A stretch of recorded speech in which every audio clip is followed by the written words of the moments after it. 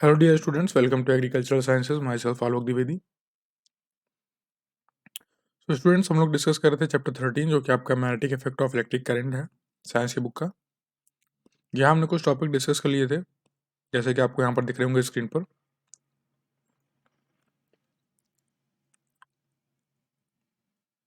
इस टॉपिक से शायद हमको शुरुआत करनी थी नेक्स्ट। देखिए फर्स्ट ऑफ ऑल आप सभी लोग अटेंडेंस देंगे कमेंट सेक्शन में, अपना नेम एंड रोल नंबर वहाँ पर दर्ज करेंगे, ठीक है। फिर और अगर कोई डाउट भी रहा करे तो कमेंट सेक्शन में उसको मेंशन किया करिए। जब तक आप पूछेंगे नहीं तब तक आपको पता नहीं चलेगा कि अगर कहीं भी डाउट है, आपको कुछ भी समझ में नहीं आया अगर यहाँ पर जो भी पढ़ाया जाता है, ठीक है।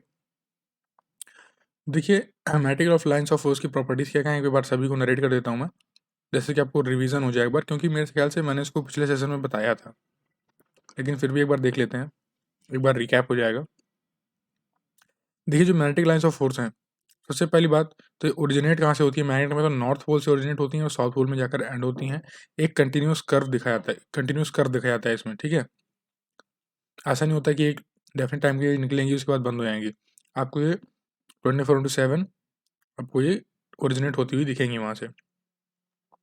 दूसरी खास बात क्या है कि ये जो लाइंस हैं, ये जो कर्व्स हैं, ये जो निकल रहे हैं ना, यहाँ पर देखिए ये जो कर्व्स है ना, जो नॉर्थ पोल से साउथ पोल निकल रहे हैं मैग्नेटिक लाइंस ऑफ फोर्स किसी मैग्नेट से, ये आपस में कभी एक दूसरे को काटते नहीं है, नेवर इंटरसेक्ट ईच अदर, ठीक। और दूसरी बात यहाँ पर एक हमने ये सीखी थी कि जो ये मैग्नेटिक लाइंस ऑफ फोर्स हैं ये आप पोल के पास बहुत ज़्यादा नज़दीक है, तो स्ट्रॉन्गर मैग्नेटिक फोर्स आपको यहाँ पे दिखेगा, बल्कि यहाँ पर आपको थोड़ा सा कम दिखेगा। जहाँ पर लाइंस ज़्यादा क्लोज होंगी वहाँ पर आपको ज़्यादा मैग्नेटिक लाइंस ऑफ फोर्स दिखेगा, ठीक है।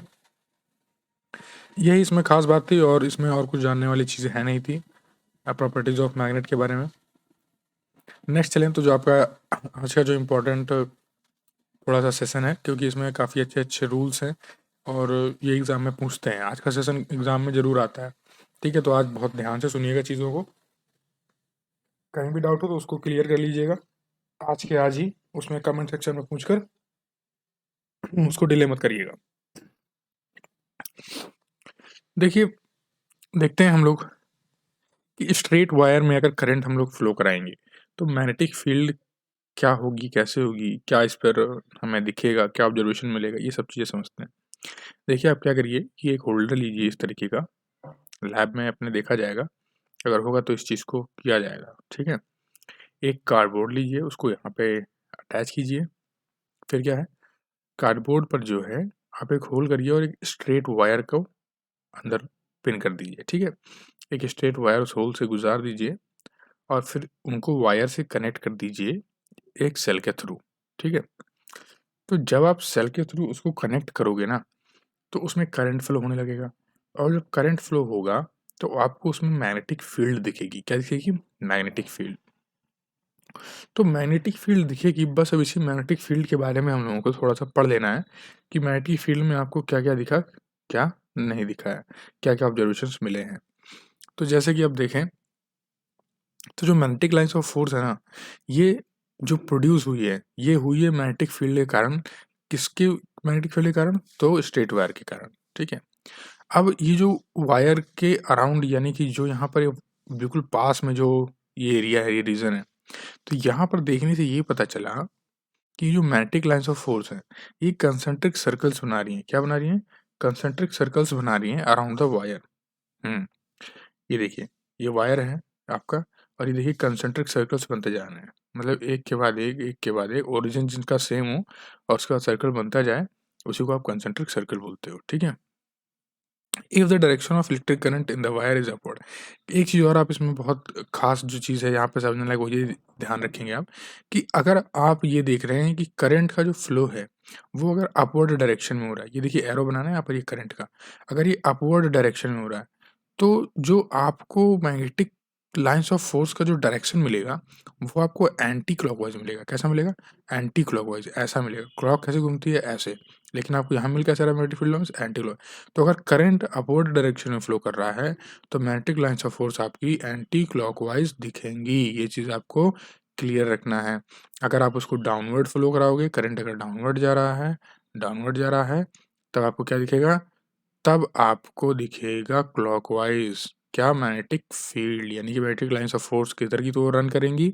क्लॉकवाइज रन करेंगी। तो आई होप आपको ये चीज़ क्लियर है, यहाँ पर कोई डाउट नहीं है। अब देखिए यही चीज़ समझें थोड़ा सा कि कैसे फाइंड आउट करेंगे हम, अगर हमें मैग्नेटिक लाइंस ऑफ फोर्स की डायरेक्शन निकालनी हो तो। इसके लिए दो रूल्स हैं, दोनों रूल्स में आपको ये चीज़ पता चल जाएगी। एक तो है क्लॉकवाइज स्क्रू रूल, जिसे आप मैक्सवेल्स क्लॉक स्क्रू रूल बोलते हो।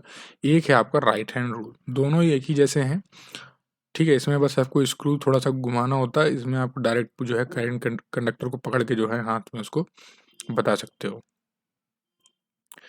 तो देखिए क्या होता है इसमें क्लॉकवाइज रूल में, इसमें ये होता है कि जैसे मान लीजिए सपोज करिए कि आप कोई छत पे कोई मतलब कार्डबोर्ड लगा है, या छत पे आपको कोई नट कसना है, कोई स्क्रू कसना है, तो क्या करोगे आप अपने राइट हैंड में उस ड्राइवर को लोगे, जो स्क्रू ड्राइवर है उसको आप पकड़ोगे, और स्क्रू ड्राइवर जिस डायरेक्शन में मूव करेगा, ठीक है, जो स्क्रू मूव करेगा वो करेगा in the direction of current, यानी कि जो पिन है उसका, स्क्रू का, ये देखिए यहाँ पर ये जो स्क्रू का पिन है ना, ये होगा करंट की डायरेक्शन में। किसके डायरेक्शन में? करंट के डायरेक्शन में।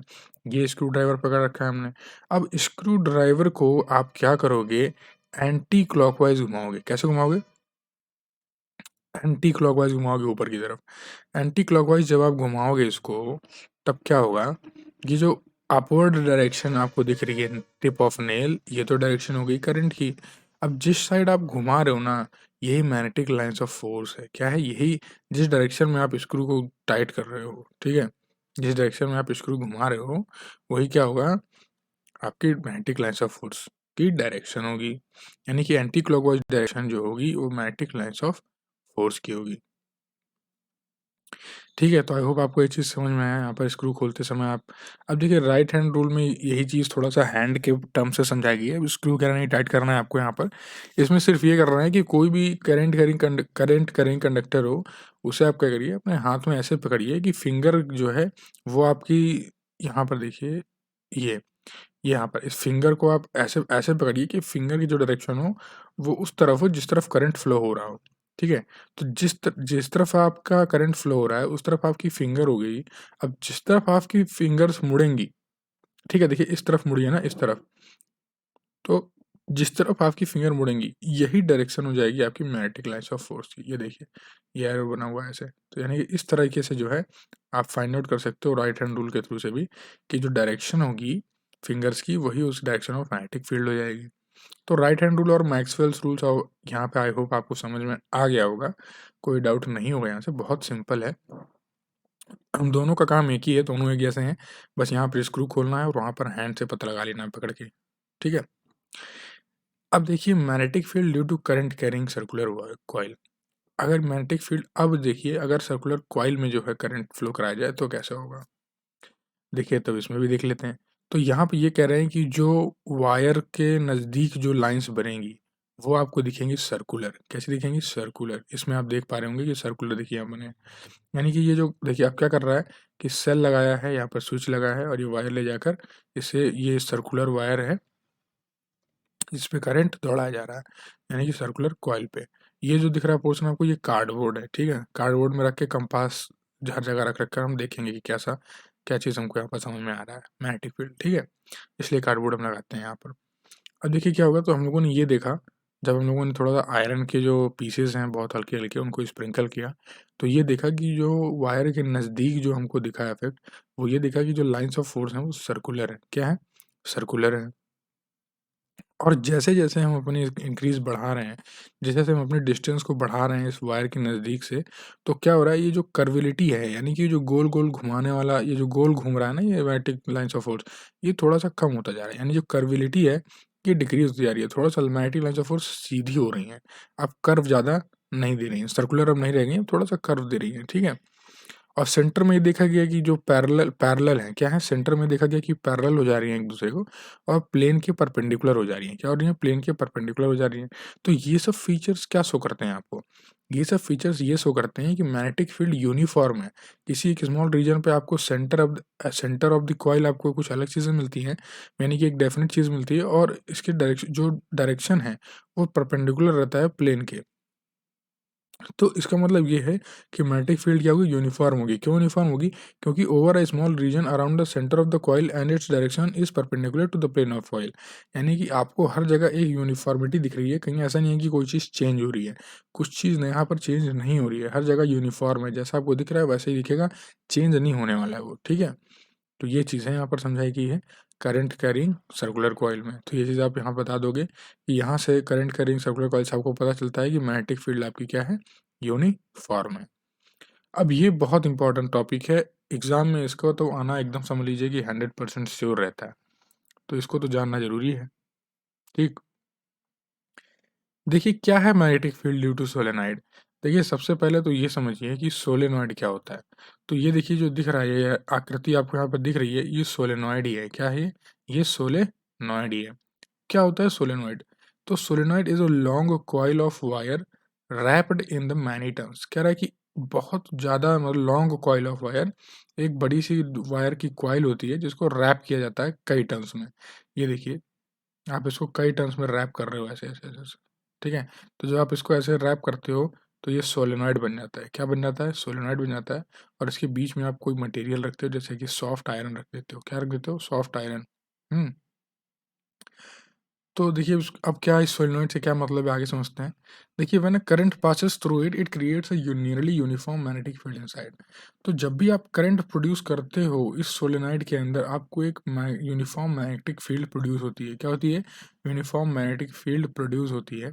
इस सेम वही फिनोमेना है, ये सेम वही तरीका है जैसे कि आपने पहले इलेक्ट्रोमैग्नेटिज्म पढ़ा था। इलेक्ट्रोमैग्नेटिज्म मैंने आपको बताया था ना शायद शुरुआत में कि इलेक्ट्रोमैग्नेट क्या होता है, वही चीज़ है ये। यानी कि इलेक्ट्रिसिटी की हेल्प से हम किसी चीज़ के अंदर मैग्नेटिज्म यानी कि मैग्नेटिक फील्ड जनरेट कर रहे हैं, तो वो इलेक्ट्रोमैग्नेटिज्म कहलाता है।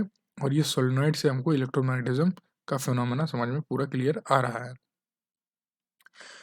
अब देखिए क्या होगा, ये जो मैग्नेटिक फील्ड होंगी ना, ये डिपेंड करेंगी कि सोलेनॉइड के ऊपर ये मैग्नेटिक फील्ड कितनी स्ट्रांग होंगी, कितनी स्ट्रांग नहीं होंगी, और इनकी क्या इंटेंसिटी होगी, ठीक है। कितनी तेज़ी से जो है ये मैग्नेटिक फील्ड को प्रोड्यूस करेंगी, कितना कहाँ पर स्ट्रांग होगा, कहाँ पर स्ट्रांग नहीं होगा, ये सब चीज़ें डिपेंड करेगी कि उसकी जो करंट की जो इंटेंसिटी है वो क्या है, यानी कि करंट किस वैल्यू का उसमें फ्लो कराया जा रहा है। Density of turns per depend करता है, यानी कितने टर्न्स आपने दिए हैं वायर में, ठीक है। फिर दूसरा सॉरी तीसरा कि जो कोर मटेरियल यूज़ किया जा रहा है इस कॉइल के अंदर, जो आप कोर मटेरियल रखा जा रहा है वो क्या रखा जा रहा है। हालांकि सॉफ्ट आयरन हम लोग ज़्यादातर यूज़ करते हैं। देखिए सॉफ्ट, अगर आपसे पूछा जाए कि why we use soft iron mostly, देखिए सॉफ्ट आयरन में बेसिकली एक प्रॉपर्टी होती है कि जब जब तक आप इसमें करंट को फ्लो कराओगे तब तक आपको इसके अंदर मैग्नेटिक फील्ड का प्रोडक्शन दिखेगा। और जैसे ही आप स्विच ऑफ कर दोगे, यानी कि करंट जैसे ही पास करना बंद कर दोगे, तुरंत ये अपने इलेक्ट्रोमैग्नेटिज्म को खो देता है, ठीक है। यानी कि इसके अंदर प्रॉपर्टी जो है इंड्यूस नहीं हो जाती है इलेक्ट्रोमैग्नेटिज्म वाली।